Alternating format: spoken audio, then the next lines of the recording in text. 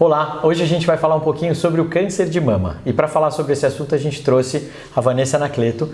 A doutora Vanessa ela é especialista em mastologia e ela trabalha com a gente aqui na Illumine Clinic e vai tirar todas as nossas dúvidas a respeito disso. Vanessa, obrigado pela presença. Imagina. Então eu vou começar perguntando para a Vanessa a primeira coisa a respeito de como que a gente faz esse diagnóstico do câncer e como que a gente pode abordar essa doença de uma maneira um pouco mais tranquila para o paciente. A gente entende que quando a gente faz diagnóstico de câncer todo mundo fica assustado, mas dentro dessa jornada do paciente, como que a gente pode ajudar a ser uma experiência um pouco mais calma, talvez um pouco menos tenebrosa? A princípio, o câncer de mama, a gente tem uma possibilidade e uma facilidade com métodos simples para a gente conseguir fazer o diagnóstico precoce. Quando a gente faz o diagnóstico precoce do câncer de mama, as chances de cura são altíssimas. Então, por esse motivo, a gente não tem por que ficarmos desesperados com esse diagnóstico. Quanto mais precoce diagnosticado o câncer de mama, mais taxa de cura a gente tem. Então, em torno de um diagnóstico precoce, a gente tem em torno de mais de 95% de chances de cura. Então, é uma doença que, quando eu escolhi essa especialidade, apesar de lidar com pacientes oncológicas, traz muito alívio e esperança poder tratar esse tipo de doença sabendo que quando a gente faz o diagnóstico precoce, a gente tem mais chances de cura, consegue fazer todo o tratamento adequado e essa paciente, provavelmente, ela vai tirar essa pedra do caminho e vai seguir o caminho dela ausente de nenhuma outra preocupação. Obviamente que traz um certo medo, a gente tem um estigma da sociedade, um estigma que traz lá do passado esse peso para a mulher, mas hoje, com o avanço da medicina, a gente não precisa ficar preocupado dessa forma. Tá, então vamos conversar e explicar um pouquinho como que a gente faz o diagnóstico do câncer. Claro que o diagnóstico precoce, que é quais são as estratégias que a gente pode acompanhar. Uma coisa já um pouco batida, todo mundo conhece, mas acho que vale a pena a gente lembrar. Então, a gente tem formas de prevenir e a forma de diagnóstico para prevenir a mortalidade. Para prevenção de ter o câncer de mama, hoje a medicina, os estudos, eles trazem inúmeros modos de prevenção com mudanças de estilo de vida. Então, para prevenir o diagnóstico, eventualmente a ter o câncer de mama, a gente consegue montar estruturas, estratégias maravilhosas para eventualmente não ter o câncer de mama, como mudança de estilo de vida, principalmente alimentação, atividade física, perda de peso, diminuição da ingesta de álcool, principalmente. As mulheres vêm consumindo mais álcool atualmente, bebendo mais, e os estudos recentes vêm mostrar pra gente que o álcool é um dos grandes vilões do desenvolvimento do câncer de mama. Então, para prevenção de ter a doença, a mudança dos hábitos de vida são essenciais. Essa mudança ela pode acarretar até em torno de 30% de prevenção de ter o câncer de mama. Então são mudanças simples, não exigem, a parte financeira não vai ser abalada por isso, só mudar o seu estilo de vida para a gente conseguir se prevenir de eventualmente ter a doença. Em relação ao diagnóstico, a gente tem o rastreamento. Esse rastreamento aqui no Brasil ele é realizado, é recomendado pela Sociedade Brasileira de Mastologia a partir dos 40 anos anualmente. A capacidade da mamografia de diminuir a mortalidade por câncer de mama é em torno de 30%. Então, por mais que você tenha o câncer de mama, de novo, a gente entra na mesma conversa, né? Por mais que você tenha o diagnóstico de câncer de mama, quanto antes ele for diagnosticado, mais cura a gente tem. Então, a gente consegue prevenir em torno de 30% a mortalidade por câncer de mama. Mesmo com diagnóstico? Mesmo com diagnóstico. Muito bom. Então isso é importante que mudança de estilo de vida e o rastreio realmente anual, né, a partir dos 40 anos, a gente já consegue diminuir uma grande quantidade de mulheres que iria, alguns anos atrás, talvez não ter a mesma sorte que a gente consegue hoje. Exato. Em relação, além do rastreio e do diagnóstico, existe aquela coisa do estigma que, tipo assim, diagnostiquei um câncer, putz, é câncer de mama. Aí já passa aquele filme na cabeça da pessoa. Então ela já se vê careca, ela já se vê sem as mamas, ela já se vê completamente com o corpo violado, E como que é o tratamento? Porque eu tenho assim, acompanhado cada vez mais e cada vez mais a gente tem visto o pessoal ser um pouco menos invasivo. Ou, se quando muito invasivo, de uma maneira bem anterior ao diagnóstico, tentando-se realmente evitar esses problemas. Como que a gente decide a cirurgia que a gente vai fazer, se a gente tem que tirar as duas mamas? Tem cada dia mais pacientes chegando falando assim, eu diagnostiquei um câncer, doutor, já tira as duas mamas, já tira meu ovário, meu útero. Como é que é o nosso raciocínio clínico em relação a isso? Bom, em relação, primeiro nós temos o diagnóstico e nem todos os cânceres de mama são iguais. Então nós temos características anatômicas, características celulares da própria célula que vão definir o tipo de tratamento que a gente vai fazer. Então nem todas as pacientes têm a indicação da retirada da mama. Nem todas as pacientes têm indicação de quimioterapia ou de radioterapia. O cerne do tratamento do câncer de mama ainda é a cirurgia. Mas essa cirurgia ela pode ser, como você mesmo disse, pela evolução da ciência, da medicina, hoje, cada vez mais a gente consegue oferecer um tratamento menos invasivo para cada paciente, principalmente quando o diagnóstico é precoce. Então, não necessariamente ela tem que fazer uma mastectomia para estar curada. Ela pode fazer uma cirurgia conservadora e após o resultado dessa cirurgia que vai ser definido o tipo de tratamento coadjuvante à cirurgia que será realizado.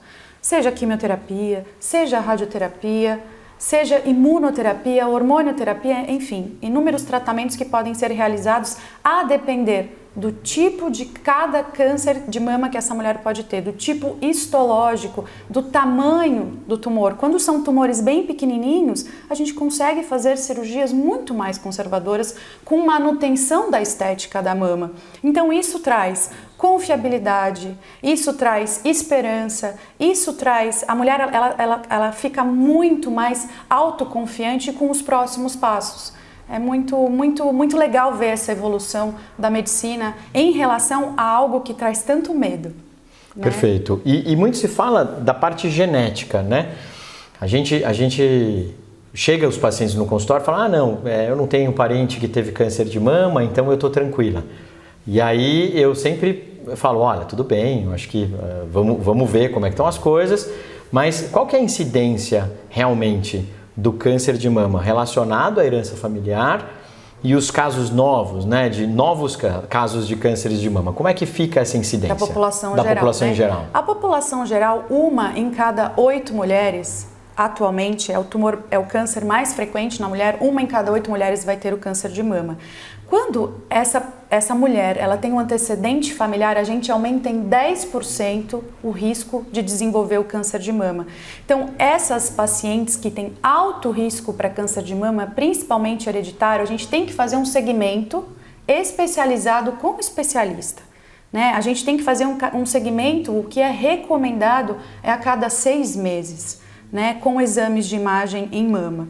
E o ideal é que se essa mulher tem algum familiar com o diagnóstico de câncer de mama ou com a mutação, esse começo de rastreamento, em vez de ser aos 40 anos, seja 10 anos antes do diagnóstico mais precoce dessa família. Então, se essa mulher tem uma prima que teve o câncer aos 40 anos, essa mulher vai fazer o rastreamento, o início do rastreamento, a partir dos 30 anos.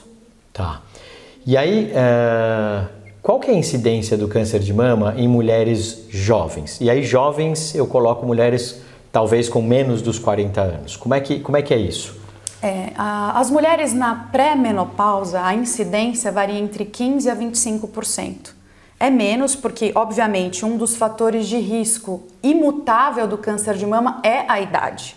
Então, o câncer de mama, ele acomete as mulheres na pós-menopausa, mas nós conhecemos alguém que já teve o câncer na pré-menopausa, né, no período de reprodução. Então a gente tem uma incidência importante em mulheres no período reprodutivo. E aí, cada vez mais eu tenho recebido pacientes com diagnósticos do câncer para que a gente faça o congelamento de óvulos. Isso até é um assunto que a gente pode conversar aqui hoje. Dá para congelar para todo mundo? Dá para congelar para todo mundo. Nós temos evidência científica que sim. O mais importante, se a paciente tem um diagnóstico de câncer de mama, todos os artigos científicos e as escolas científicas trazem para a gente que 50% delas não são avisadas dessa informação.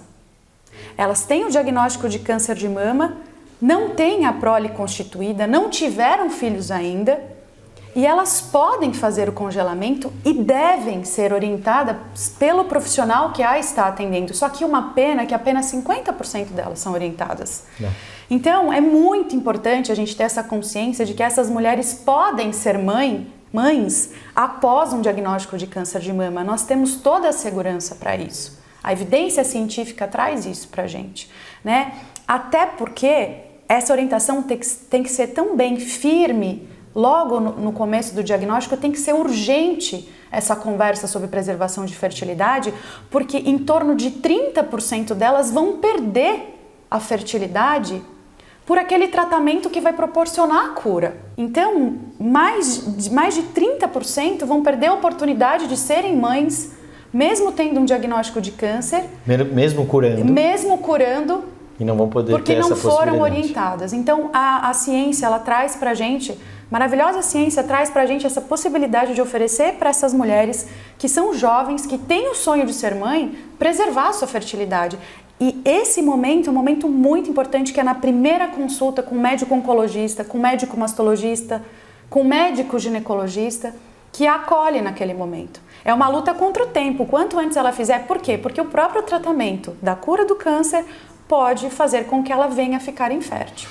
E o tratamento de congelamento realmente oncológico, ele começa naquela primeira consulta. Então a paciente senta, tive o diagnóstico do câncer de mama, independente da fase do ciclo, independente se ela acabou de menstruar, independente se ela acabou de ovular, a gente faz um ultrassom na consulta e já começa a estimulação ovariana. A gente tem 2 momentos para recrutar esses folículos e a gente faz. Se de repente, por algum motivo, até a cirurgia ou até iniciar o tratamento, a gente ainda tiver um prazo maior, a gente continua congelando o máximo de óvulos possíveis para preservar essa fertilidade. E é isso que a gente fala. O problema maior é que o primeiro médico que faz o diagnóstico, e eu me arrisco a dizer um pouco isso, é o próprio ginecologista. E esse ginecologista, ele assusta a paciente para sair correndo para o especialista onco ou masto, mas ele esquece de falar, vai também no médico de reprodução humana, para que você congele isso e possibilite isso. Claro que quem não conseguiu congelar e realmente por uma químio e entrou em falência ou realmente não tem mais uma reserva ovariana adequada para isso, existem outros estratégias que a gente consegue fazer, né? A ovodoação é uma delas, a embriorrecepção, tem uma série de coisas para trabalhar isso. Mas claro, se a gente pode guardar o nosso óvulo com uma idade menor do que a gente desejar engravidar, tendo feito o tratamento e tendo curado, muito melhor para a gente ter essa possibilidade, essa tentativa. Então, Vanessa, assim, para a gente terminar, né? O que você sugere para aquela paciente que está assistindo a gente e que ou conhece alguém que teve o diagnóstico de câncer de mama ou que ela mesma teve o diagnóstico de câncer de mama? O que você sugere que ela deva fazer nesse processo? Nesse processo é procurar especialistas que possam orientar da melhor maneira. Procurar especialistas, procurar a especialidade de infertilidade nesse momento. Muitas vezes o ginecologista está naquele processo de susto, de assustar a paciente, mas na verdade esse tratamento ele vai acontecer e a possibilidade dessa mulher ser mãe, mesmo tendo o diagnóstico de câncer de mama, é uma renovação, é um renascimento, né? Vários estudos já que estão acontecendo e que já aconteceram, avaliam esse bem-estar, essa sensação de uma maternidade pós um câncer de mama, o quanto isso pode impactar de forma positiva para o acompanhamento da doença. Obrigado. Se você gostou, compartilhe. Se não tiver alguma dúvida, deixe nos comentários. Obrigado.